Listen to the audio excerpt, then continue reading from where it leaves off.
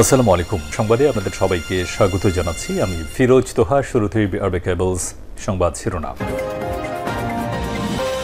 পুরোদমে Iran Israel যুদ্ধ চলছে, আর এই মুহূর্তে আমাদের হাতে এসেছে কিছু ভয়ঙ্কর যুদ্ধের গুরুত্বপূর্ণ আপডেট সংবাদ। শুরুতেই জানাবো, ইসরায়েলের হৃৎপিণ্ড আর নিরাপদ নয় বলল ইয়েমেন। ইসরায়েলের তেল আবিবে হুতি বিদ্রোহীরা ভয়ানক হামলা চালিয়েছে, যার ফলে অন্তত ১৬ জন ইসরায়েলি নাগরিক আহত হয়েছে। এই হামলার দায় স্বীকার করেছে ইয়েমেনের হুতি বিদ্রোহীরা। খবর টাইমস অফ ইসরায়েলের। ক্ষেপণাস্ত্র হামলা চালানোর পর হুতি কর্মকর্তা হেজাম আল আসাদ সামাজিক যোগাযোগ মাধ্যম টুইটারে একাধিক বিদ্রুপাত্মক পোস্ট করেছেন। পোস্টে তিনি লিখেছেন, ইসরায়েলি সব প্রতিরক্ষা ব্যবস্থা ব্যর্থতা প্রমাণ করে হুতি বিদ্রোহীরা ইসরায়েলের হৃৎপিণ্ডে আঘাত করতে সক্ষম হয়েছে। এতেই দখলদার ইসরায়েলের অবস্থা ভয়ানক খারাপ হতে চলেছে। এরপর জানাবো, গাজায় ৫ ইসরায়েলি সৈন্যকে হত্যার দাবি আল কাসাম ব্রিগেডের। হামাসের সশস্ত্র শাখা আল কাসাম ব্রিগেড দাবি করেছে, তারা উত্তর গাজার জাবালিয়া শরণার্থী শিবিরে ২টি ভিন্ন অভিযানে ৫ ইসরায়েলি সৈন্যকে হত্যা করেছে। আজ এক বিবৃতিতে এই দাবি জানায় তারা। আল কাসাম ব্রিগেড বলছে, তাদের যোদ্ধারা আতর্কিত হামলা করে ৩ ইসরায়েলি সৈন্যকে ছুরিকাঘাতে গুরুতর জখম করে এবং তাদের অস্ত্র কেড়ে নেয়। আতর্কিত হামলার পর যোদ্ধারা ইসরায়েলি বাহিনীর অধীনে থাকা পাশের বাড়িটির দিকে এগিয়ে যায়। এদিকে অশান্ত ভারতের মণিপুর পরিদর্শনের সময় নেই মোদির, অথচ গেলেন কুয়েতে। অশান্ত অবস্থায় রয়েছে ভারতের মণিপুর, কিন্তু পরিদর্শনে যাচ্ছেন না ভারতের প্রধানমন্ত্রী নরেন্দ্র মোদী। নিজ দেশের সমস্যা জিয়ে রেখে অথচ বিদেশের মাটিতে বেড়াতে যাচ্ছেন নরেন্দ্র মোদী। সমস্ত সমালোচনার ঝড় উড়িয়ে রাষ্ট্রীয় সফরে কুয়েতে গিয়েছেন নরেন্দ্র মোদী।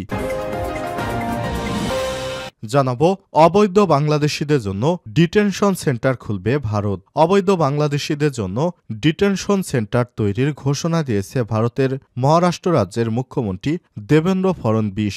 খবর এবিপি লাইভের। তিনি বলেছেন, অবৈধ বাংলাদেশি অভিবাসীদের রাখার জন্য মুম্বাই একটি ভালো ডিটেনশন সেন্টার তৈরি করা হবে। এর কারণ হিসেবে তিনি জানান, তাদের সরাসরি জেলে রাখা যাবে না। এবং সর্বশেষ জানাবো, লোহিত সাগরে নিজেদের ছোড়া গুলিতে মার্কিন যুদ্ধবিমান ভূপাতিত। আলহামদুলিল্লাহ, ইয়েমেনের রাজধানী সানায় হুতিদের ক্ষেপণাস্ত্র সংরক্ষণাগার এবং সামরিক স্থাপনাগুলোতে একাধিক বিমান হামলা চালিয়েছে যুক্তরাষ্ট্র। ওই সময় নিজেদের গুলিতে লোহিত সাগরে একটি মার্কিন যুদ্ধবিমান ভূপাতিত হওয়ার ঘটনা ঘটেছে। তবে এই ঘটনায় বিধ্বস্ত বিমানের 2 পাইলটকেই জীবিত উদ্ধার করা হয়েছে। তাদের মধ্যে একজন আহত হয়েছেন। আজ যুক্তরাষ্ট্রের সামরিক বাহিনীর সেন্ট্রাল কমান্ড এক বিবৃতিতে সব তথ্য জানিয়েছে। প্রিয় দর্শক, এতক্ষণ শুনছিলেন সংবাদ শিরোনাম, এবারে বিস্তারিত। তবে তার আগে বন্ধুরা, অনুরোধ থাকবে, এই চ্যানেলে আপনি নতুন হয়ে থাকলে আমাদের সংবাদটি দেখতে দেখতে চ্যানেলটি সাবস্ক্রাইব করে রাখুন। কমেন্ট করে আপনার মূল্যবান মতামত জানিয়ে দিন আপনি বিশ্বের কোন দেশ থেকে বা বাংলাদেশের কোন স্থান থেকে আমাদের সংবাদটি দেখছেন এবং শুনছেন। আর আপনি যদি গাজা যুদ্ধে নিরীহ ফিলিস্তিনিদের ভালোবেসে থাকেন বন্ধুরা, কমেন্টে ইয়েস লিখে বিশ্ববাসীকে জানিয়ে দিন। এবারে বিস্তারিত। ইসরায়েলের হৃৎপিণ্ড আর নিরাপদ নয় বলল ইয়েমেন। ইসরায়েলের তেল আবিবে শনিবার ভোরে হুতিদের বিদ্রোহীদের ক্ষেপণাস্ত্র হামলা চালিয়েছে, যার ফলে অন্তত ১৬ জন ইসরায়েলি নাগরিক আহত হয়েছে। এই হামলার দায় স্বীকার করেছে ইয়েমেনের হুতি বিদ্রোহীরা। খবর টাইমস অফ ইসরায়েলের। ক্ষেপণাস্ত্র হামলা চালানোর পর হুতি কর্মকর্তা হেজাম আল আসাদ সামাজিক যোগাযোগ মাধ্যম টুইটারে এক পোস্টে জানিয়েছেন, একাধিক বিদ্রুপাত্মক পোস্ট করেছেন। এক পোস্টে তিনি লিখেছেন, ইসরায়েলের সব প্রতিরক্ষা ব্যবস্থার ব্যর্থতা প্রমাণ করেছে ইসরায়েলি হৃৎপিণ্ড আর নিরাপদ নয়। আরেকটি পোস্টে তিনি বলেছেন, বিলিয়ন ডলার খরচ করে বানানো প্রতিরক্ষা ব্যবস্থার কোনো উপযোগিতা নেই। হুতি বিদ্রোহীরা দাবি করেছেন, তাদের দ্বারাই ছোড়া হাইপারসনিক ক্ষেপণাস্ত্র, যাকে তারা ফিলিস্তিন 2 নামে অভিহিত করেছেন, ইসরায়েলের উপকূলীয় শহর জাফা এলাকায় সঠিক লক্ষ্যবস্তুতে আঘাত হেনেছে। হুতি মুখপাত্র ইয়াহিয়া সারি বলেছেন, ইসরায়েলি আকাশ প্রতিরক্ষা ব্যবস্থা ক্ষেপণাস্ত্রটিকে প্রতিহত প্রতিহত করতে ব্যর্থ হয়েছে এবং এটি সঠিকভাবে লক্ষ্যবস্তুতে আঘাত করেছে। তিনি এই হামলাকে গাজায় আমাদের ভাইদের উপর গণহত্যার প্রতিশোধ এবং ইসরায়েলের আগ্রাসনের প্রতিক্রিয়া হিসেবে বর্ণনা করেছেন।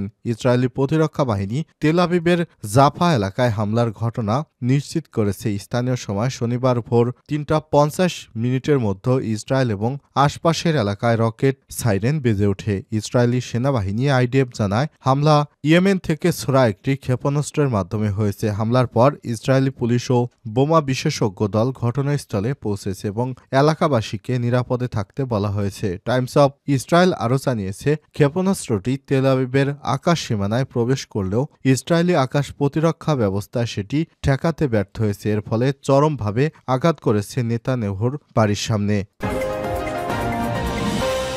গাজায় ৫ ইসরায়েলি সৈন্যকে হত্যার দাবি আল কাসাম ব্রিগেডের। হামাসের সশস্ত্র শাখা আল কাসাম ব্রিগেড দাবি করেছে তারা উত্তর গাজার জাবালিয়া শরণার্থী শিবিরের ২টি ভিন্ন অভিযানে ৫ ইসরায়েলি সৈন্যকে হত্যা করেছে। শনিবার এক বিবৃতিতে তারা এই দাবি জানায়। আল কাসাম ব্রিগেড বলছে তাদের যোদ্ধারা অতর্কিত হামলা করে ৩ ইসরায়েলি সৈন্যকে ছুরিকাঘাতে গুরুতর জখম করেছে এবং তাদের অস্ত্র কেড়ে নেওয়া হয়। অতর্কিত হামলার পরে যোদ্ধারা ইসরায়েলি বাহিনীর অধীনে থাকা পাশের বাড়িটির দিকে এগিয়ে যায়। ভবনটির প্রবেশ মুখে আরও ২ জন সৈন্যকে হত্যা করে তারা। দখলদার ইসরায়েলি সেনারা গাজা যুদ্ধ শুরুর পর থেকেই একে একে মার খাচ্ছে হামাসের আল কাসেম ব্রিগেডের হাতে। এরই ধারাবাহিকতায় আবারও তারা মার খেতে শুরু করেছে। তাদের যে স্বপ্ন নিয়ে তারা গাজায় হামলা করেছিল তাদের সে স্বপ্ন এখনও পূরণ হয়নি। তাদের স্বপ্ন ধূলিসাৎ করে দিয়েছে মুসলিম এই যোদ্ধারা।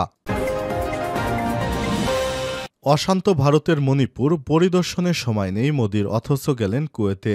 অশান্ত রয়েছে ভারতের মণিপুর রাজ্য, অথচ পরিদর্শনের সময় বের করতে পারছেন না ভারতের প্রধানমন্ত্রী নরেন্দ্র মোদী। একের পর এক সহিংস ঘটনার পরেও মোদী মণিপুর নিয়ে নীরব। বিরোধীদের আহ্বান উপেক্ষা এবং সমালোচনা উড়িয়ে রাষ্ট্রীয় সফর কুয়েতে গিয়েছেন তিনি। কুয়েতের আমির শেখ মেশাল আল আহমেদ আল জাবের আল সাবা এর আমন্ত্রণে ২ দিনের এই সফরে আজ দ্বিতীয় দিন দ্বিপক্ষীয় চুক্তি স্বাক্ষর থেকে ফুটবল টুর্নামেন্টের মতো একগুচ্ছ কর্মসূচি সারবেন। এ সময় শনিবার কুয়েতের মিনা আবদুল্লাহ এলাকায় উপসাগরীয় স্পিক লেবার ক্যাম্প পরিদর্শন করেন মোদী। এখানে প্রায় ১,৫০০ ভারতীয় কর্মী প্রবাসী রয়েছে।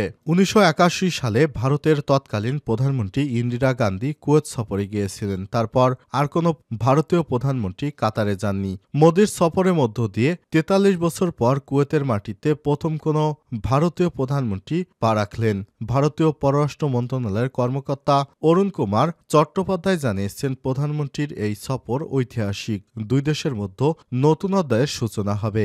ব্যবসা বাণিজ্য, শিল্প, প্রতিরক্ষা ইত্যাদি বিষয় নিয়ে আলোচনা হবে। শনিবার কুয়েতের উদ্দেশ্যে পাড়ি দেওয়ার আগে মোদী জানান তিনি এই সফর নিয়ে উচ্ছ্বাসিত। কুয়েতের যুবরাজ প্রধানমন্ত্রীর সঙ্গে বৈঠকের অপেক্ষায় রয়েছেন তিনি। ভারতীয় সংবাদ মাধ্যম আনন্দবাজার অনুসারে কুয়েতের শীর্ষ ব্যবসায়িক অংশীদারদের তালিকায় ভারতের স্থান উপরের দিকে। এছাড়াও সেদেশে জনসংখ্যার একটা বড় অংশই প্রবাসী ভারতীয়। কুয়েতের শ্রমশক্তির ৩০% ভারতের নাগরিক। ভারতের অপরিশোধিত তেল সরবরাহকারী দেশের তালিকায় কুয়েত ৬ষ্ঠ স্থানে। এদিকে মোদীর কুয়েত সফর কটাক্ষ করেছে বিরোধী দল কংগ্রেস। টেনে এনেছে মণিপুরের প্রসঙ্গ। কেননা তিনি অশান্ত মণিপুরে যাচ্ছেন না তা নিয়ে প্রশ্ন তুলেছেন তারা। কংগ্রেস নেতা জয়রাম রমেশ এ নিয়ে জানান মণিপুরের মানুষের জন্য তারিখ বার করতে পারছেন না নরেন্দ্র মোদী, অথচ কুয়েতের যুবরাজের সঙ্গে দেখা করতে তিনি কুয়েতে পাড়ি জমিয়েছেন। এটা দেশদ্রোহী নয় কি? অবৈধ বাংলাদেশিদের জন্য ডিটেনশন সেন্টার খুলবে ভারত। এবার অবৈধ বাংলাদেশিদের জন্য ডিটেনশন সেন্টার তৈরির ঘোষণা দিয়েছেন ভারতের মহারাষ্ট্র রাজ্যের মুখ্যমন্ত্রী দেবেন্দ্র ফড়নবিস। খবর এবিপি লাইভের। তিনি বলেছেন অবৈধ বাংলাদেশি অভিবাসীদের রাখার জন্য মুম্বাইয়ের একটি ভালো ডিটেনশন সেন্টার তৈরি করা হবে। এর কারণ হিসেবে তিনি জানান তাদের সরাসরি জেলে রাখা যাবে না। মহারাষ্ট্রের মুখ্যমন্ত্রী জানান সম্প্রতি সময় আমরা দেখেছি যে অনেক মাদক ও অবৈধ প্রবেশের হত্যাকাণ্ডের মামলায় গ্রেপ্তার হওয়ার পাশাপাশি অবৈধ বাংলাদেশিরাও গ্রেপ্তার হচ্ছেন। তারা সবাই বিদেশি নাগরিক, তাদের সরাসরি আমাদের জেলে রাখা যায় না, ডিটেনশন ক্যাম্পেতে রাখতে হয়। এই ডিটেনশন সেন্টার তৈরি করতে জমি চেয়ে জানিয়েছেন ফড়নবিশ বলেন, মুম্বাই মিউনিসিপ্যাল কর্পোরেশন বিএমসি আমাদের ডিটেনশন ক্যাম্প তৈরির জন্য জমি দিয়েছে, কিন্তু সেই জমি ডিটেনশন ক্যাম্পের নিয়ম মেনে চলে না। তাই আমরা বিএমসির কাছে অন্য জমি চেয়েছি যেন মুম্বাইয়ের একটি ভালো ডিটেনশন সেন্টার তৈরি করা যায়। এই ডিটেনশন সেন্টারে বাংলাদেশিদেরকে রাখতে হবে।